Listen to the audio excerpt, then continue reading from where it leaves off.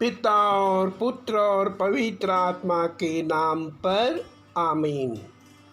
आज का पहला पाठ प्रेरित चरित्र अध्याय 12 वाक्यांश 24 से अध्याय 13 वाक्यांश 5 तक।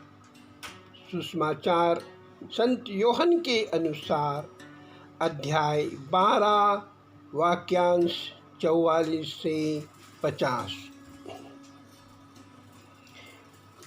ख्रिस्त में प्यारे भाई और बहनों, यीशु ख्रिस्त जैसा कि हम जानते हैं अपने जीवन काल में पिता परमेश्वर से हमेशा परामर्श करते थे और उनकी इच्छा के अनुसार सब कुछ किया करते थे।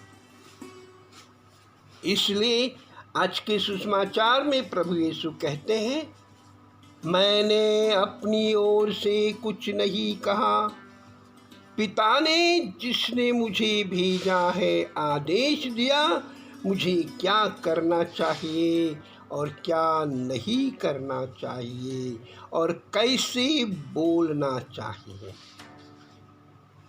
ठीक वैसे ही हम लोग अपनी प्रारंभिक कलीसिया में पाते हैं, लोग एकमत होकर प्रभु की इच्छा को पहचानने का एवं परखने के लिए प्रार्थना किया करते थे, उपवास किया करते थे, आराधना करते थे।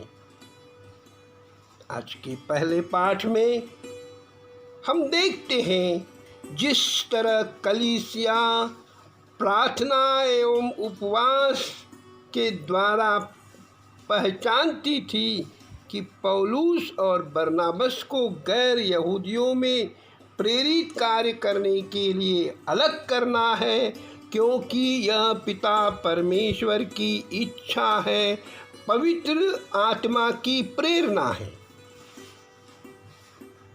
अपने पारिवारिक जीवन में ईश्वर की इच्छा को परखने और पहचानने की हमें ज़रूरत है, ताकि हमारे दैनिक जीवन का हर निश्चय ईश्वर के दृष्टिकोण से सहमत हो। हमारे क्रिस्तीय जीवन में पवित्र आत्मा का मुख्य स्थान है। पवित्र आत्मा परिवर्तन का मुख्य कार्य करता है। पवित्र आत्मा द्वारा परिवर्तन के इस कार्य को मानव के कार्य में देखा जा सकता है, जैसे कि हम बरनाबस और शाऊल के कार्यों को देख चुके हैं। दोनों की भांति हम एक दूसरों को परिवर्तन का कारण बन सकते हैं। ख्रिस्त के मिशन कार्य को पूरा करने का दायित्व न केवल पुरोहित और धर्मसंघियों पर है, बल्कि लोक धर्मी में भी अपने विश्वास के कारण इस प्रेरित कार्य में सहभागी बनने के लिए बुलाए गए हैं, चुने गए हैं और बपतिस्मे के द्वारा वो बुलाए गए हैं। इसके लिए मुख्य रूप से हमें प्रार्थना में जीवन बिताना है, आराधना करनी है, उपवास करना है, पवित्र वचन पर मनन चिंतन करना है और सुसमाचार का प्रचारक बनना है। इस संदर्भ में हम संसार की ज्योति है।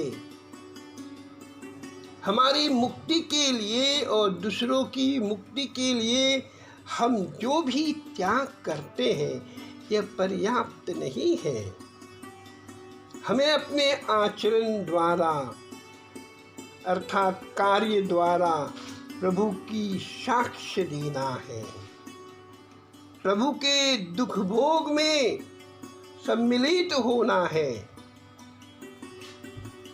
रोजमर्रा का क्रूस को ढोना है, यही हमारे ख्रिस्तीय जीवन की सार्थकता है।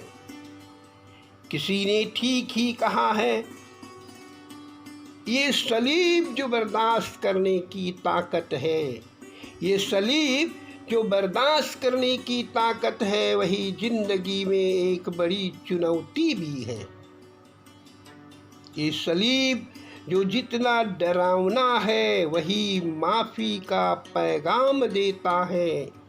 ये सलीब जो उम्मीद भरी एक सांस है, वही जो खुशियों का भंडार ही नहीं, हर मरीज का इलाज है।